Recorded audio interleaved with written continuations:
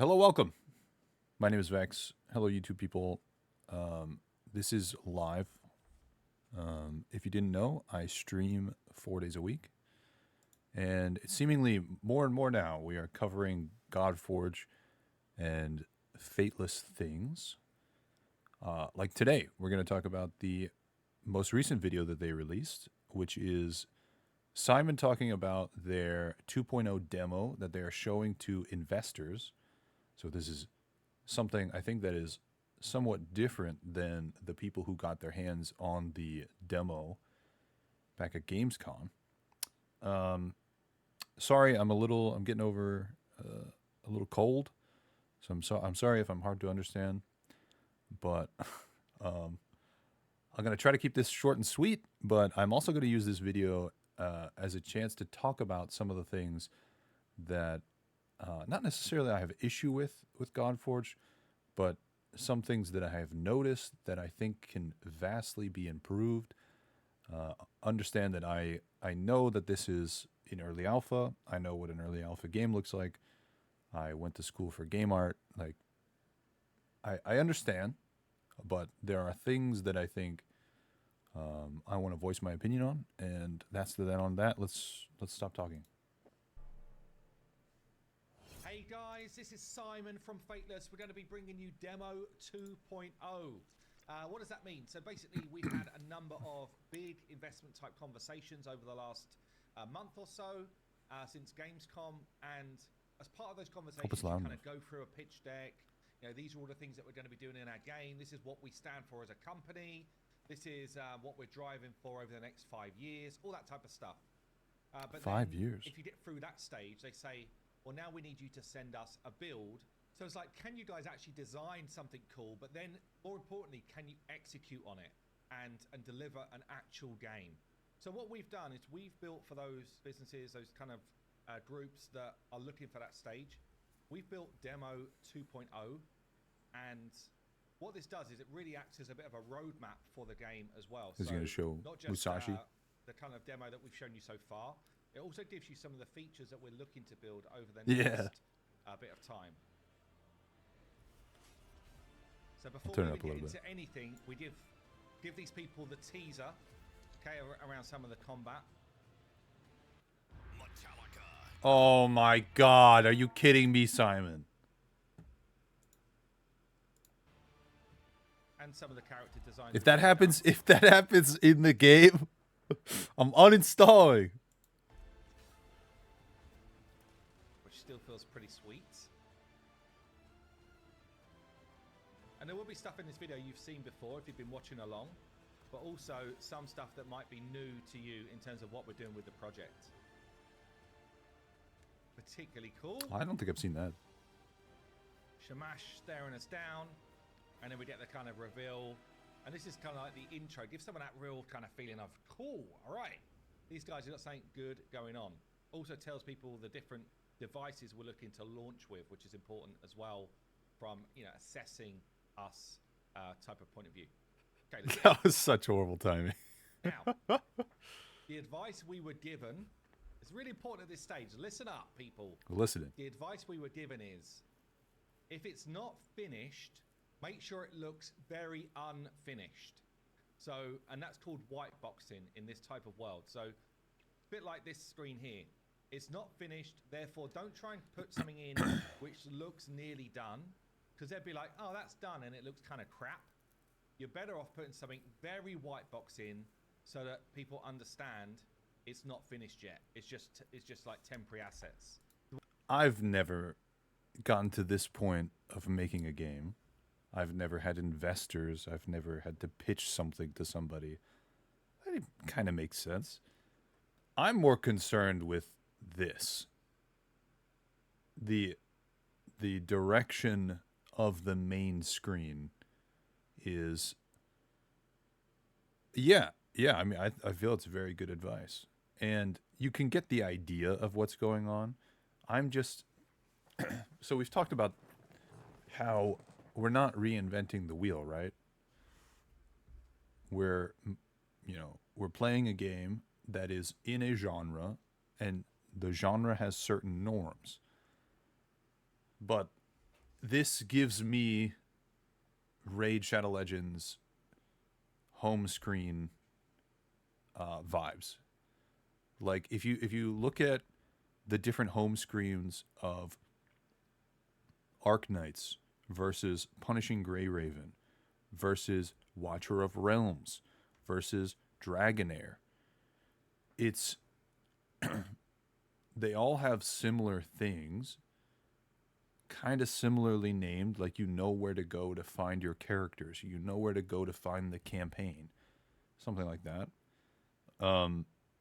They all have a very clearly different vibe to them. Even like Watcher of Realms was so interesting.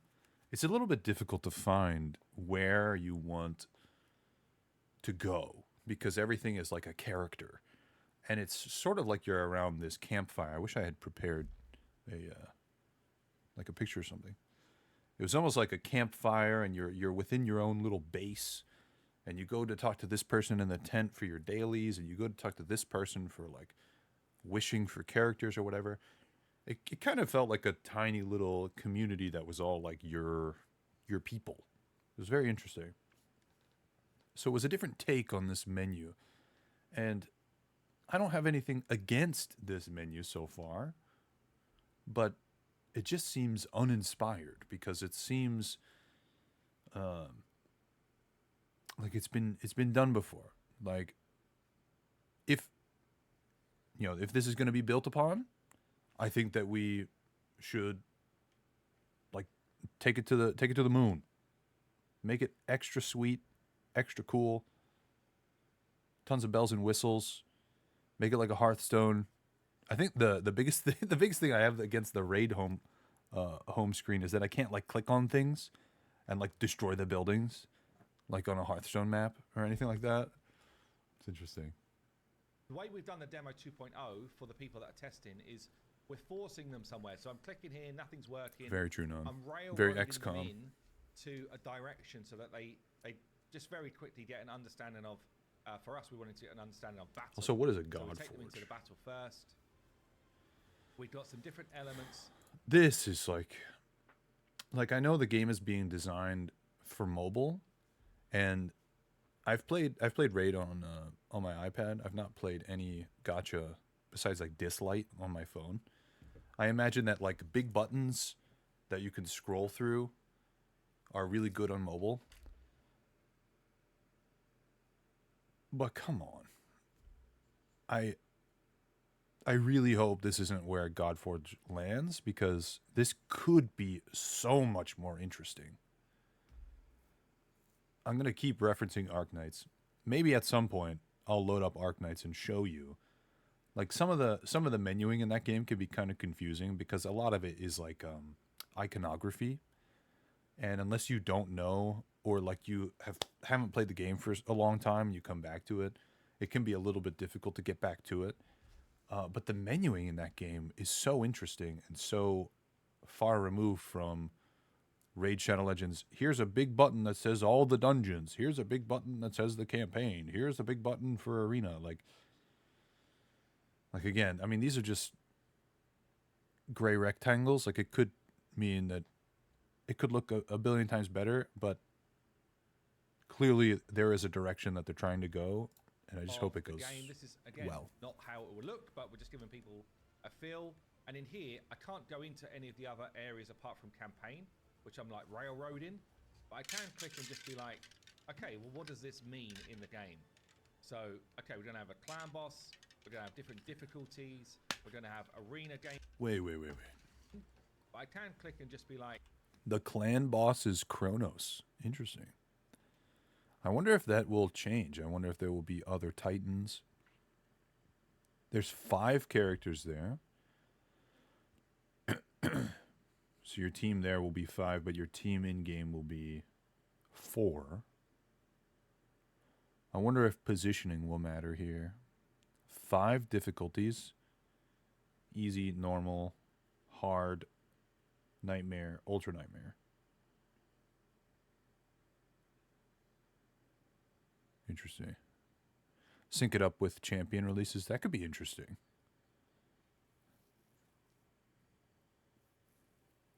Like, oh, this could be a season thing. Yeah, yeah, yeah. Like the Odin dungeon could be a season thing where like the boss mechanics change because it's a different boss and it rotates almost like Doom Tower.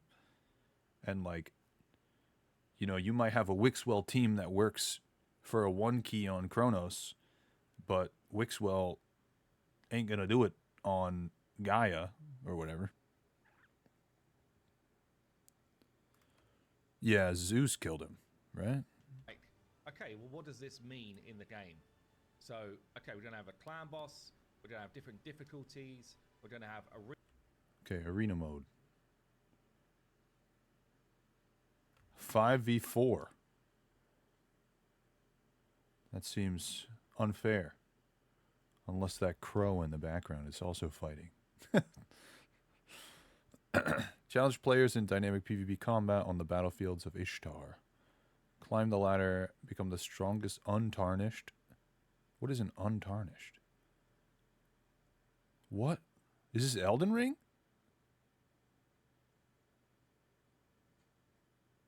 Am I back to being maidenless?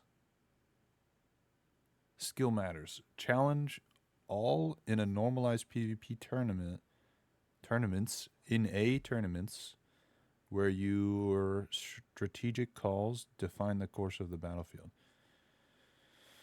Oh man. Arena gameplay, including like normalized modes and sort of some ladder Maybe based arena game. we install Grammarly. We're going to have done. And I know that some people might be watching this video. Simon, I'm talking about you. On 1.5 times speed. So you might not catch this, but everything that I'm saying in this video is said from a place of love, from a place of I want this to do well. I want to play a good game. I want it to be the best that it can be. I do not want it to fail. I am simply a person on the internet voicing my opinions. 9 dungeons where mythical creatures await. This looks like a... I think they revealed the name of this. I can't remember. Looks like a Dwemer technology from Elder Scrolls. Looks cool. Dragons, giants, guardians, and gods, and retrieve countless treasures, trinkets, and gold. Okay, so yeah, I think at this point it's basically confirmed that the main currency is going to be gold rather than silver. The tab will be muted. And again, just some assets of things which we've got as like concept in or finished 3D That's assets. fair. Stuff you'd expect, but then we're kind of railroading them into the I'm narcissistic, so I'll watch this again through, like, all the way through. campaign. Okay, here we get so these are some of the different factions. I think 6 of the factions have been officially or unofficially talked about. These are meant to be like campaign stages, like you know, stage 1 is going to be the Aru, and that's going to go up to like, you know, 1, 2, 1, 3, 1, 4, kind of like Mario or Raid Shadow Legends or whatever. I think there's nothing wrong with this. I think that there should be relative challenge, though. If I'm thinking, I was thinking about this a little bit. If I'm thinking about it in terms of like Arc Knights has the same thing. It has chapters. Just like Raid, it has different stages that sort of all connect. They get harder the further you get in, and at the end there's a boss. Very casual, very consistent with a lot of mobile gacha games. Games like Genshin and Star Rail don't really do this. They have campaigns that you like sort of walk through, and missions that you can't really redo unless it's specifically to like get gear or something. If it's related to the campaign, you can't really redo it. I don't think there's anything necessarily wrong with this. I think that at the end of it, there should be some very clear other than like left to right, like which one, like how do you know you're progressing through something? Like I want to know as I'm progressing through a campaign if I'm doing something well, and like I don't know. I guess I want to feel like I'm completing something. I'm overcoming the game. Like, oh yeah, I beat all the easy stages, or oh I beat stage 1 and then stage 2 and then stage like I feel the sense of progress. I don't know if this main screen can really And again, here, achieve that. very grey box, but just giving people a flavour of what Reminds we're you doing. of Civ. And then That's we fair. take people into... Okay. So there's a track at the bottom for stars. Each stage has 3 stars. Very typical. You get the best rewards when you 3-star something. Typically that means nobody dies. We've got energy at the top. You know my thoughts on that. We've got what looks to be not gold but silver and gems, which I guess are going to be the paid currency. Looks like some more gems down here, some gold, some energy, and then I think these are the wishing fragments. Sorry, I'm still getting over a cold.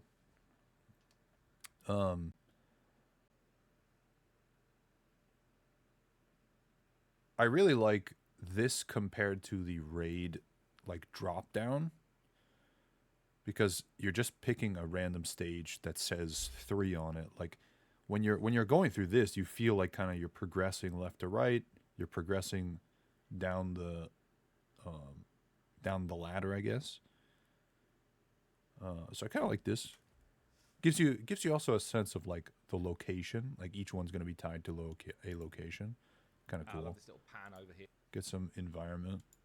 We take people into this kind of like demo stage that already exists. So none of this is collectible, none of it's built yet, but we're basically we're taking people into the demo that we built for Gamescom, and then they can just see gameplay. They can sort of play around with the... We talked about this before. If they're going to have a rock, paper, scissors style of these colors are better than others, like, you know, red is good against green, green is good against blue, blue is good against red, and then there's purple that's a neutral one. I think that's fine. That's been done a million times in a bunch of different games, but make it the one that makes sense. The Raid Shadow Legends one is backwards, and it's backwards for no discernible reason other than being different. Everybody knows that water beats fire, and fire beats grass, and grass beats water. Like that's how 90% of these games are. And then the odd color out purple is the one that's neutral. Please, for the love of God, make it the way that makes sense. Okay, so there's actually 4 stars. I think this is how you unlock the reliquaries. So if you remember, at the end of certain stages, if you have a particular grouping of characters or you meet certain requirements, at the end of the stage, you can go into a secret area and it'll give you more rewards if you beat it. That, I think, is what this 4th star is. Kill all enemies. Cool. No deaths for 2. 4 heroes for 3. Oh, is it no deaths using 4 gets you 3? I see. And if you only use Aru characters, you get to enter the reliquary. And then you could choose to just do that once you've unlocked the reliquary permanently. Interesting. Maybe there will be special rewards tied to the reliquaries that you can only get there, like certain better rewards or something. I don't know. The game mode. Again, we're forcing the heroes that you've got to play with. And this is... I don't think there's anything else I want to talk about. Oh my God. Godforge, please pay for ad blocks watch for me. the demo, you've already seen this. But here, Okay, we've seen this, but I've not talked about it because I didn't want this. I didn't want previous videos to go longer than they were, and they were an hour and a half. Turn meter on the left, super cool. Turn meter at the bottom of the enemies, unnecessary. This could be a resource bar. I don't understand. If it's a turn meter, I don't know. It could be a resource bar. If so, that's cool. We don't need turn meter bars underneath the enemy's health. We could just make the bar bigger and put text there. Whatever. Or like, you know, which of these zombie things is going to be the one that goes first? Like,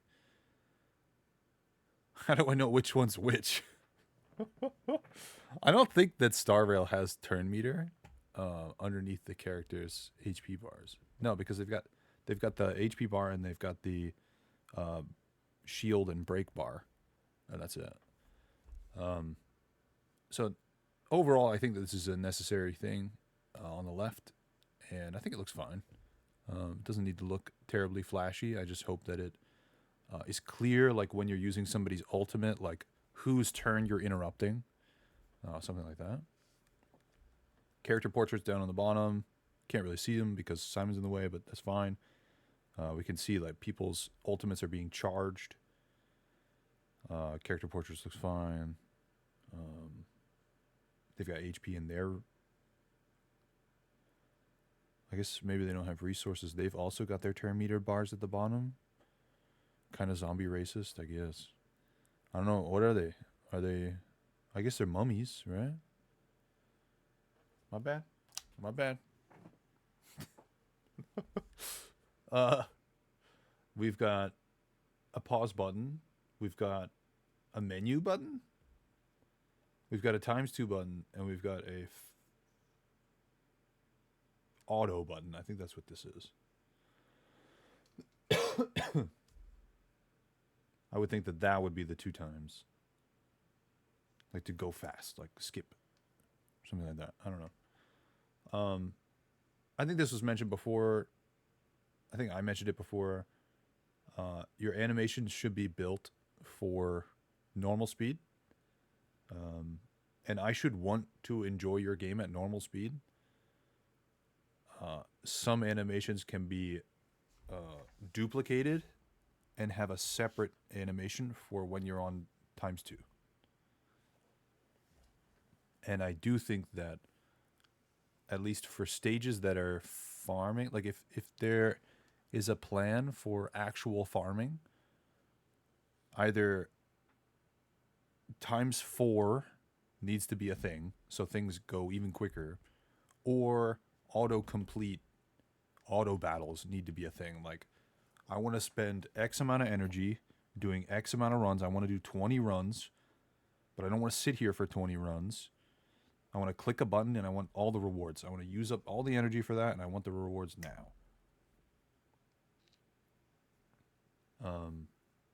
I know that's kind of like a hot debate whether or not that should be a thing or not, but I think there are gacha games who have implemented that particularly well, and it just means that I can like not spend my life farming, and I can get back to playing the game. Yeah, I think what I've seen of this demo in the past is that the ×1 speed is particularly slow. I feel the same way about Honkai Star Rail. Honkai Star Rail in 1x normal speed is entirely too slow. 2 times feels fine. It's a little bit more rushed than the normal I would expect. But in that game, the ultimates are also sped up when you use an ultimate. They cut like half of the animation and make just like a quick version of it. So you still see the animation, but you see a different version. Overall, I think the UI, it looks clean. It looks nice. It's very inspired, right? Inspired by other games of the type. I think the camera angle's fine. we just got to be careful of like blending two different games that might not mesh. Like these, like grinding on these, like wave-based stages with like a star rail type of combat system. Here they can kind of like see what people's abilities do, and we can just get the gameplay rolling. So they can either go on auto and like 2 times, or they can just let it run, or they can like click around. We got to talk about the fonts. We have got to talk about it. The game on all fronts needs to be visually appealing and clear. I think one of the downfalls of Zenless in any Hoyo game is that the damage that I'm dealing isn't clear. Like sometimes the 4 and 5 digit numbers stack so much on top of each other that I don't know, I can't see clearly how much damage I'm dealing, and there's no damage report at the end of the match, so I just don't know how much damage I was really doing. Like, what was my highest crit? Like, this is information that I want to know. But the damage, like when you can see it, it looks clear. It's not like, 10 lines of damage like in WoW, like stacked on top of each other in like a column, right? I think that this could look so much better, and I'm hoping that it will. But this is obviously just flat color with a stroke. I don't even know. Does it have a stroke? Play themselves. Maybe kind of. Got the turn order in here. Do we want to fight in the reliquary? Yes, we do. That's where we get our juicy loot. And it does have a stroke. I see like a 2 pixel black stroke on it.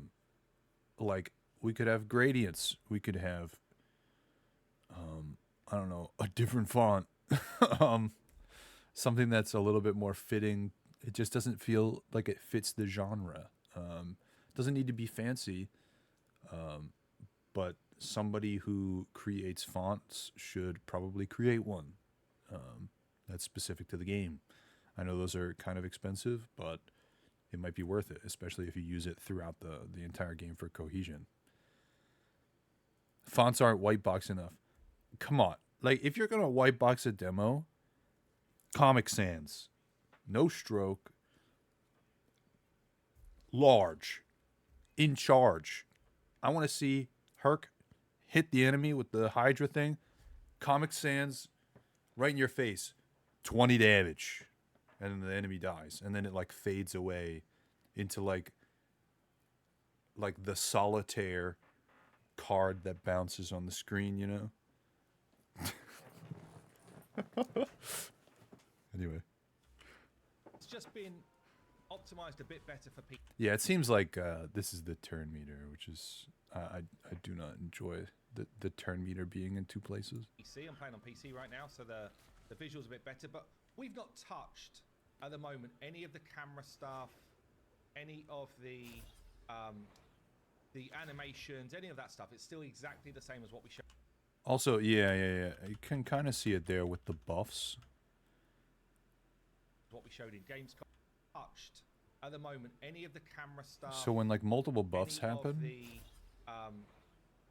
this could be a debug issue. But exactly.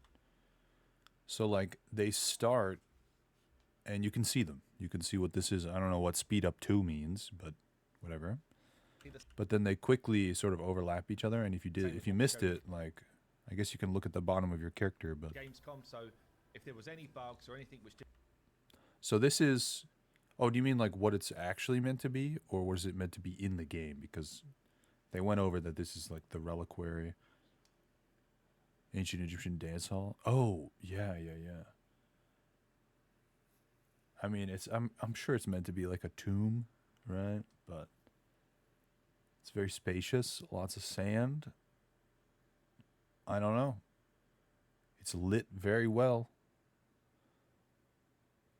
Well, presumably this is like the treasure room, and we're going to loot all the treasure. We just can't see it because of the camera angle. Didn't feel quite right. it's still not going to feel quite right. Nothing's really changed in that sense. All we were doing is basically bringing people now into the rest of what the game would feel like. There's the Zeus ult laying down in that sense. I've talked about this before.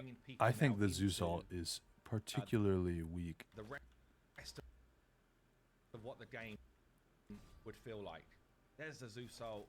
I think he's on auto. Okay, he's not actually pressing all it. we were doing is basically bringing people now into. So Zeus is going to use his ult the here. rest of what the game. Like we talked about this before. Like what are you going to make Zeus do? Like he's the thunder guy, right? He's the lightning flinger. He's going to just grab a bolt of lightning and throw it at you. But like we could make it look cool. Like it could be a mini cutscene where he just like jumps up and like grabs a lightning bolt out of the sky and just like, "Rah!" And it's like a close up on his face, and then you see like the camera change to like the battle, and it hits the ground and everybody gets zapped, you know. He could summon a storm. Yeah, he could summon a storm and then just like pow.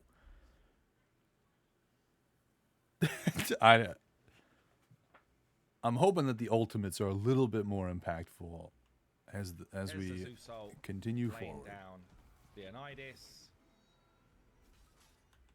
Also, I'm not particularly a fan, and I understand this is nitpicking. I'm not a fan of not knowing how much HP my opponent has. Like, if I know my average DPS, or if I know how much damage this thing can deal, how does that translate to a percentage of the bar on my enemy? Like, yeah, I understand that there are other things involved, like defense and resistances and things like that, but the first thing you do in WoW is, you know, turn on HP remaining or HP percentage on a boss or something like that. Perk does his ult to power up and then gives her a whack. And she's bugged, so she's buffing my team instead of her team. We come up against the Ramses fight. How many fights are in this level? Zeus laying in tons of damage, honestly. Perk doing a bit as well. And we find the final fight is against Anubis. Again, doing decent amount of damage against us here. But not enough because we're on the demo and we're trying to force people to win. So, Hurt coming in with a smack. Gets a stun off as well. Yeah, I couldn't even read that. I didn't know what happened underneath of the Oh, wow, that's a massive hit DPS. from Brunhild there. Okay. Oh, these are cool. And then we want to give people a sense of, okay, well, what does an end of campaign, like Parallax cutscene look like for us? Again, I don't want to show too much of this because I'm saving it for people that actually get into the beta and play it there, but you can see it.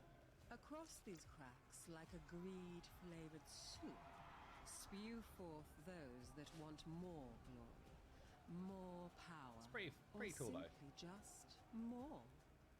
We need an understanding of what the world now Anyway, not to show you all of it because So, WoW did that for a little while when it came to like storytelling, like out of game storytelling. They did it on like their website or Twitter or whatever.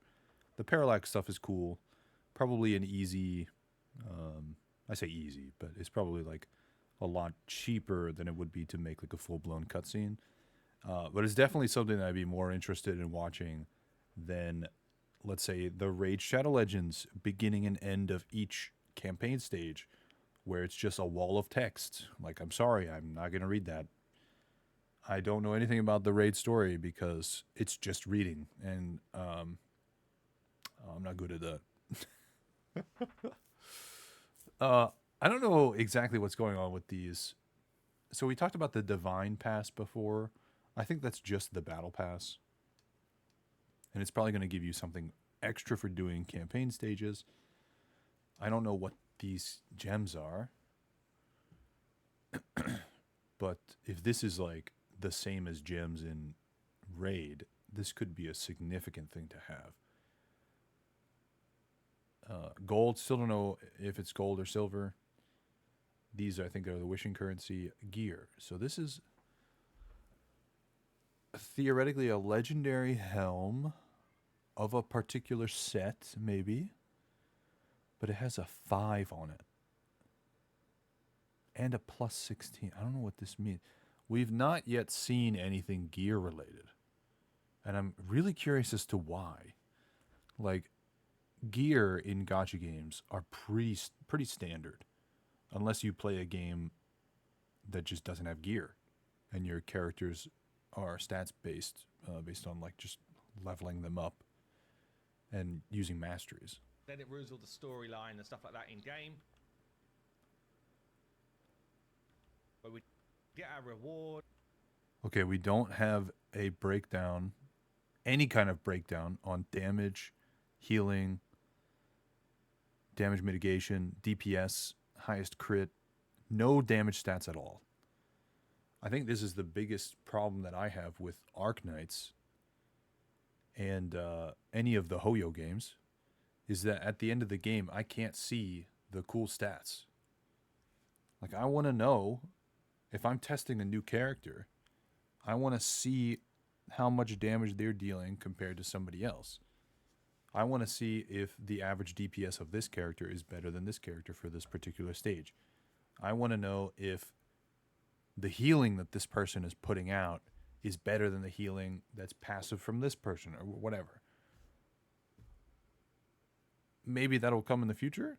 Who knows? I don't know if we've heard anything about it. And then again, I'm not letting people do anything other than now go to the sanctum. Okay, so again, we're railroading the people that are analyzing our build in a certain direction. Can't click anything else. So we come back to the sanctum, and now we're forcing people into the Godforge. There's going to be some stuff that I've got to censor here because it's too much information.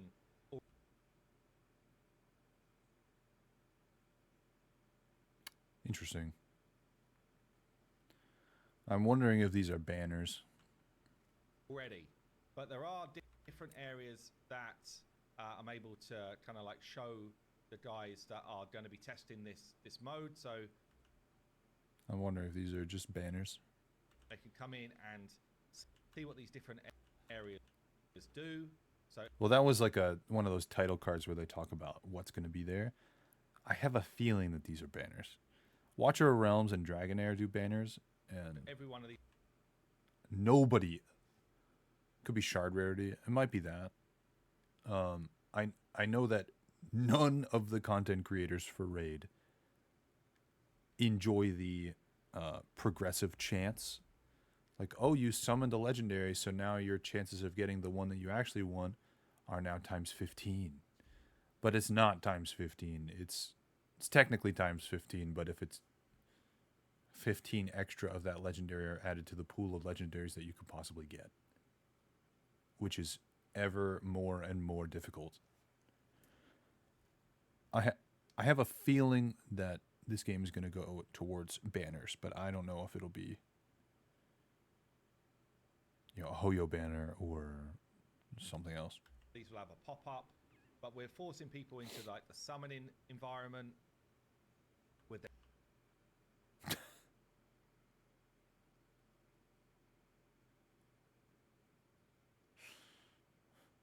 Okay. Special detail. A special offer.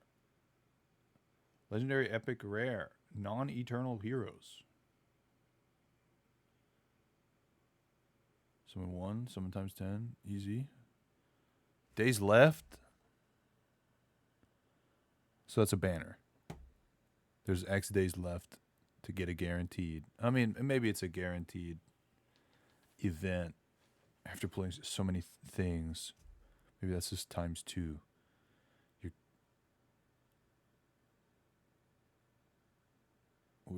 weird. So so maybe you can get this character. There's a times 2 to get a legendary, and if you get a legendary, it is guaranteed to be this guy. Not quite a banner, but I think the shards look cool. I'm a little disappointed that they're the same colors. Presumably the purple ones are, you know, you can only get the purple characters in them. But like I said, we're not reinventing the wheel. It is what it is. They're crystals. All of this is still white box or grey box or whatever. Like very, it's just giving people the flow of. If I was a betting man, I would believe that these are AI. I mean, the color coding sticks with the rest of the stuff that they have in game, right? It's, you know, green for uncommon, blue for rare, purple for epic, orange for legendary. Like, they're using the WoW, Diablo, Raid, whatever RPG game you want to say, system. Like, I get it, but How does this game work? None of this is real, okay? I imagine those will change. This is like a very early mock-up we did of a summon type of animation and how that flows. Wait. This is the Godforge, and we're not doing any kind of forging? How does this game work? None of this is real, okay? None of it's real. Yeah, I have no idea. Maybe like Golden Axe or something? Of a summon type of animation and how that flow goes through, and then we get... So there was a video a while back that Simon was talking about, like, hey, would we care if, you know, when you got your first character, or you got a character for the first time, they had their own, like, entrance cutscene? And I think that'd be absolutely sick. Brynhild, we get info on what they are, whatever order means. Defender, so they're a defender. They're of the Asgard faction. Preview of their abilities, which is really nice. Get a hero, and we can Angband? see what their kit does in the demo, but I can't. Have to look at skills at some other time. And then I'm basically too much to talk about. The user to do 3 summons here, to get excited about, okay, this is what summoning feels like. This is how this type of game works. The best thing about AFK Journey is that if you skip the summoning animation a certain amount of times, it's like 5 times or something, a pop-up comes up and it's like, you've been skipping a lot. Do you want to skip all summoning animations for the rest of the day? You hit yes, and you never have to look at the summon animation for the rest of the day. It's so good. Works, all of that stuff. Hey, it's Richard here. Oh, I don't care, Richard. I don't want to paint. I don't want to. No. Get yourself a Musashi. Very sweet. Lord of the Rings like game? One more Oh my summon. God. What might I get? It would be amazing if it was a legendary, right? Whoa. Oh, Anubis. Anyway, you get the idea. So it's kind of that good feel of grabbing yourself a champ. You can kind of look around them, see what they're up to, see what they're doing with their kits. It's like, okay, feels good. And now I'm forcing them into the hero screen. And in this screen again, I can look. I think we talked about this a little bit previously. I don't necessarily have a problem with this. I think I'm not quite sure what the 3 and 4 and 5 and 2 and 1 are. Like, these might be like how many copies of the character you have, or how, you know, empowered or constellations, like whatever you want to call it. Because the stars are separate. This is like ascended. Somewhere we've got gear. I think the radial on the outside looks nice. It keeps the character in focus. I think it looks clean. Look at my roster. Still don't know what order and chaos mean though. You've seen this stuff before. A little bit tidied up, only a little bit, but with the shaders and stuff like that. So some of the shaders are now starting to come through better. We're getting a better visual of some of the heroes. We're still missing VFX and all that type of stuff. Like, we've still got a load to do on this screen, and it's screens that I've shown you before. Love this club. Look at this with the Hydra heads on it. Very cool. You can actually like zoom in on some of the detail, but it still needs a bit of work on the texturing and the shaders and stuff. But it gives the person who's reviewing the game a flavor, at least, of what we're trying to achieve here. Yeah, with the different heroes. Again, you can kind of zoom in, get a good feel for the graphics quality, all that type of stuff. And the light, I don't know why we're not. This is our Raid Shadow Legends crossover. This setting is just nowhere near amped up enough, so I can't see all of this amazing work that's been done, which is stuff that we have to fix over time. That's all stuff to fix, but basically we can go through and see what the different heroes are up to, and see a few of the flourishes that we've actually got in already and stuff like that. And yeah, can go through each one. I was a mummy. Oh man. We then have kind of like the breakdown of what the different things might be. So I could go. Okay, we've got skills. That makes sense. And see what the skills are for each of these different elements. You can upgrade skills. Interesting. That's really good. I think that a lot of growth potential in a character and like commitment to a character can come from upgrading skills. Is this one of the 300 heroes? Absolutely. So I think in this video he says 250 is the goal. This is 100% one of them. Some of this stuff I'm going to have to censor, so I'm not going to show you this yet, but this will be what gearing... Man, I really hope that the gearing system is unique, because they've been pretty quiet about gear.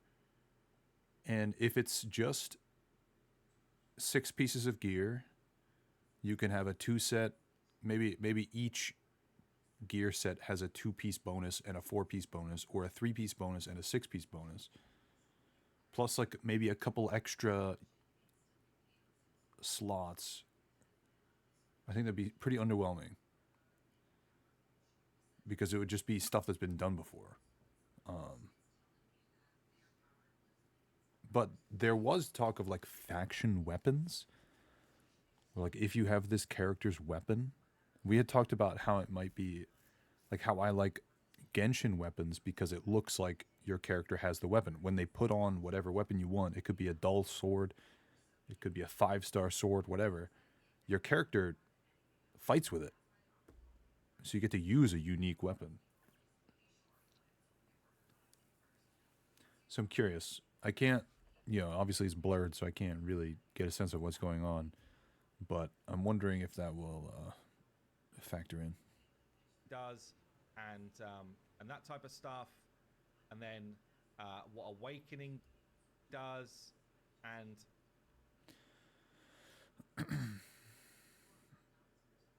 lastly, I guess we'll show you this one. So, complete hidden challenges in the world to uncover new mastery. So our mastery system is going to be like challenge based and actually mastering stuff to earn masteries, and then you can equip them to your heroes to empower your heroes in different ways. I like that. Sort of like, if I'm reading this right, you achieve something in the game, you like unlock an achievement, and it unlocks a blanket mastery for your account that you can use on any character, so you don't need to buy a set of masteries for every character you plan on using. So it's going to be a fun kind of like go out and find masteries. Yeah, so and it might be you hit a certain enemy for so much damage, and it unlocks a damage mastery that all of your heroes could equip from that moment on. Okay. And Yeah, like I really so like our mastery that. system is going to be really fun, actually. Oh my god. I got my unarmed skill to like level 500 or whatever was the max at the time, and got the achievement or the feat of strength or whatever right before they took that away. Like, I mean, it was that. It was like, oh, I got a new wand for my warlock, so I got to go out and auto attack like level 5 creatures, some boars with my wand, so I could actually hit things with it. We were both clearly very cool. Look, I remember very clearly on my warlock being ungeared so that I could get the most amount of hits on the enemy without killing it. Doing the attacking the panthers around Darnassus, because Darnassus was my Hearthstone at the time, and I was a human warlock. Don't ask me why.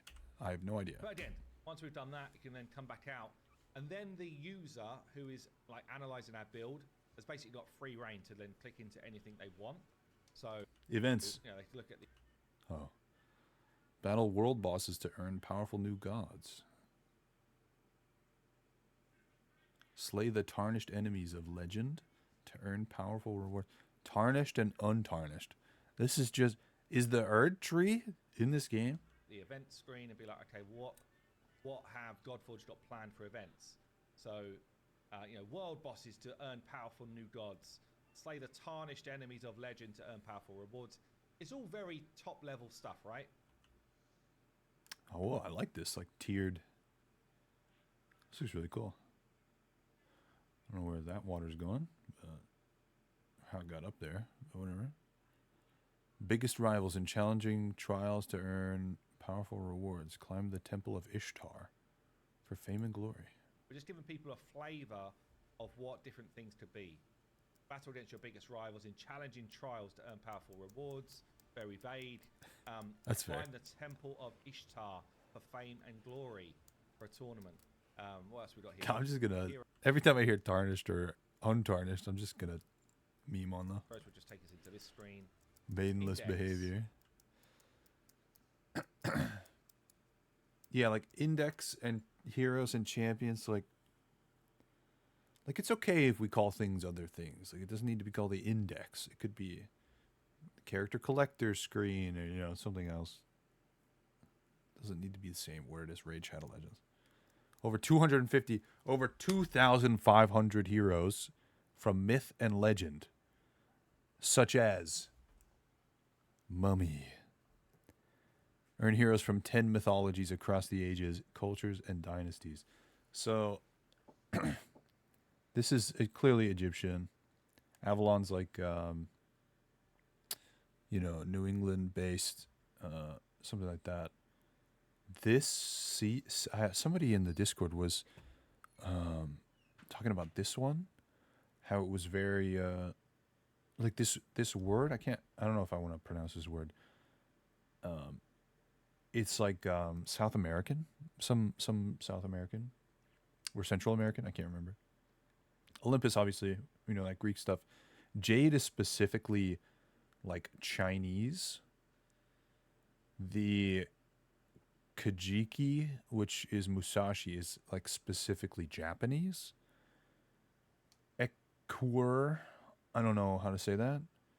I'm imagining that's related to Indian mythology. I don't know. Simon's been talking about Indian mythology a lot in some of the videos, so I'm just assuming that that's what that is. Over 250 heroes from myth and legend. 10 I'm different not versed factions. enough. What else have we got? This dude, Artemis, is Watcher of Realms. Look at that. Dude, can we pause this and take a look at the Watcher of Realms UI, like character UI? So we've got character portraits on the side. We've got skins. We've got awakening and stuff on the right side. I definitely don't like this menuing. This kind of seems like lazy. I like the radial style that Godforge has. These stars feel a little bit more powerful. They take up a little bit more space. This is such a... Sniper is weak. Mission. So again, if you play this type of Sanctum. New players to the genre and drive experienced players to the best parts of the game. Carefully crafted onboarding experience to maximize understanding of play. Oh, this might be like... I think they were toying around with a mode that like like, oh, I'm super new to this type of game, or oh, I've played this type of game a lot before. Like, skip all the tutorial shit. The game before you understand what we're trying to do, but missions will introduce new players to the genre and drive experienced players to the best parts of the game. So it's kind of helping players understand the game. Carefully crafted onboarding experience to maximize understanding and retention, and then the ability to earn amazing heroes over longer mission lines. So that's what we're aiming to do with missions. Oh, really? And then with quests, daily quests to bring players back, give them something. I like daily quests. Quests will be a delicate balance between variety and consistency to make players feel excited to log in or log on. And yes, we do have a shop for anyone who wants this to purely... I do not. And this could be me being a snowflake or something. I don't know. I do not like that a lot of these games use clan as your gathering point.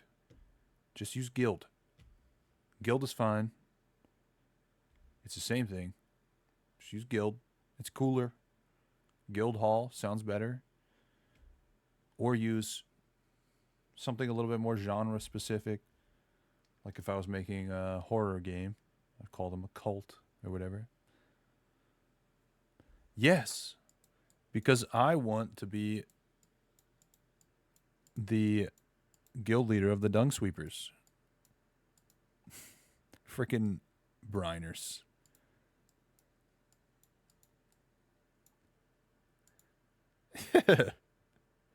I know. I understand. I think that it is just... It is something that I know is totally unique to me. But I prefer guilds. That's just it. Clan got super popularized, obviously, with Clash of Clans and Clan Wars. Then made its reaches into this type of game because of it. Guilds seem to be... I don't know. I feel like I've never seen a guild outside of like a MMO, besides like D&D, whatever. But like in a mobile game or a gacha game, I feel like I've not seen guild. But yeah, exactly.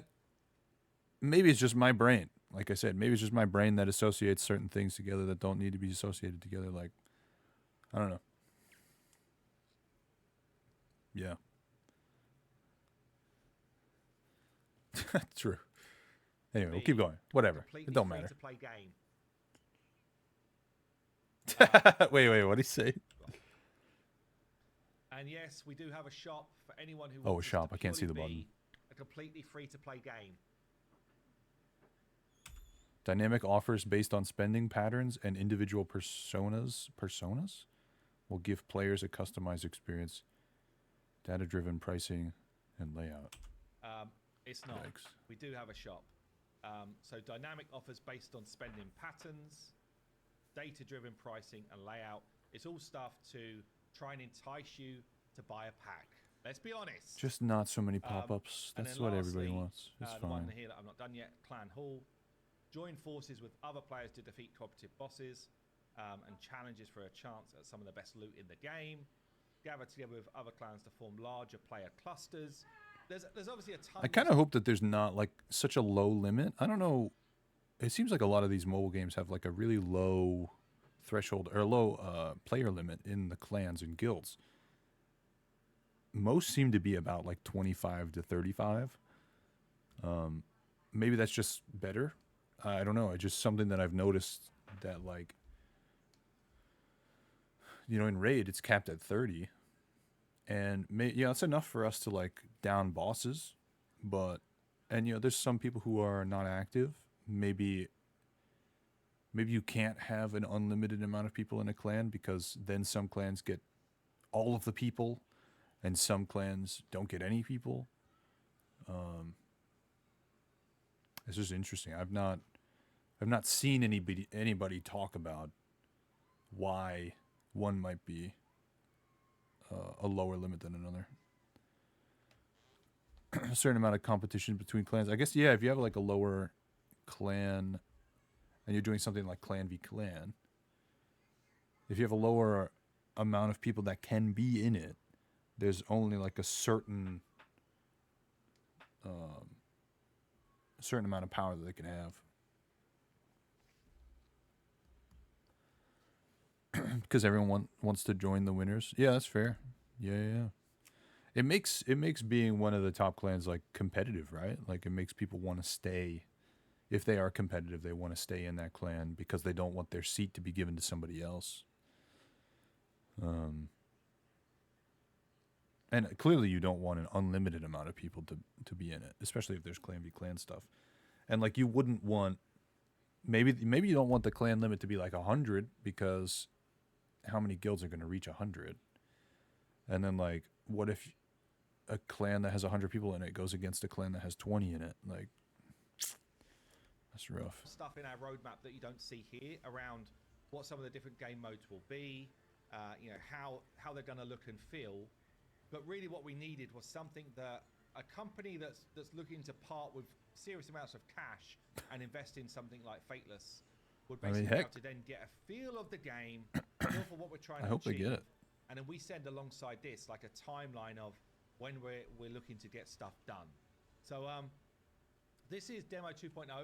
It's really just a build on top of what we'd already done at Gamescom, and I guess it helps us towards a roadmap of, for our next massive milestone, which starts on Monday, you know, what things are we prioritizing to get into the beta so that you guys can start to actually experience gameplay rather than just, you know, I did sign up for the beta. Visuals.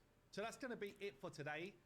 Yeah, let me know. Is it what you were expecting? I imagine the first beta we won't be able to stream. Anything that's caught your eye there that you're like, damn, that looks really sweet? Let me know in the comments down below, and I will see you in the next one. Yeah, overall, I'm not wowed by anything. I think that this has a potential to become a main game for a lot of gacha gamers. Nothing in particular besides the focus on gods has me wowed. Like, Smite has a big audience because a lot of people really like the characters that are in Smite. I have, you know, my likes and interests in old myths and legends and things like that, so it'd be cool to collect those characters. But in terms of like UI or like, there's nothing huge that hits me like Zenless. The graphic design hit me like a freight train, right? I think the blend of traditional hero collector with the turn-based RPG of Star Rail could work really, really, really well. But I think that it has to be implemented particularly carefully. It has to be fun to auto, but it also has to be fun to, like, you know, I want to play the game sometimes. I want to learn the character's abilities and learn when they're good to use, when they're not good to use. Like in Arknights or Watcher of Realms or whatever, each character, like, positioning matters. Like in those tower defense type games, you really need to know the character's abilities so their positioning matters. In Star Rail, you really need to know what characters to bring to the team to defeat the level that you're going to go into. If every level has 10 waves, then it's not going to be, you know, particularly interesting.